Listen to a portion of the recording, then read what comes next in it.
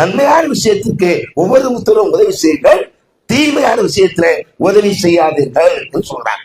இவர்கள் மார்க்கத்திற்கு புறமான காரியத்தை மார்க்கம் என்ற பெயரால் சில பேர் செய்கிற போது அதுக்கு பணத்தை கொட்டி கொடுத்து விட்டு நமக்கு தான் தொழிலுக்கு வர முடியல, நோன்பு வைக்க முடியல, தக்காளி தொழிலாக கொடுக்க முடியல, இதன் மூலமாக நான் சொர்க்கத்துக்கு போய்விடலாம் என்பதாக நினைத்து மாணவிக்கு மாற்றமாக, மாமரைக்கு மாற்றமாக, அல்லாஹ் சொன்னதுக்கு மாற்றமாக, அண்ணல பெருமானார் ஸல்லல்லாஹு அலைஹி வஸல்லம் சொன்னதுக்கு மாற்றமாக நடைபெறுகின்ற அனைத்து காரியங்களுக்கும் உதவி செய்கிறார்கள்.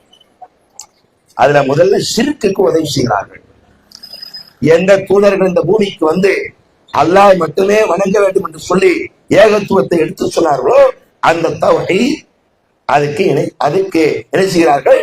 மாற்று செய்கிறார்கள். தௌஹீதுக்கு நிகராக, அல்லாஹ்வுக்கு நிகராக அல்லாஹ்வுக்கு ஆற்றல் இருக்கிறது என்பதாக நினைத்து அவர்களுக்கு உண்டான கந்தூரி இன்ன பிற மொய்தீன் அப்துல் காதிர் அலிபோல் அவருடைய சிறப்பு என்ற பெயரால 12 நாளைக்கு பள்ளி வாசல் உட்கார்ந்து கொண்டு யாகும் சியாமயத்தில் என்கின்ற பெயரிலே அங்கே மௌலிது ஓதுகிறார்கள் சொன்னால் என்ன அர்த்தம்?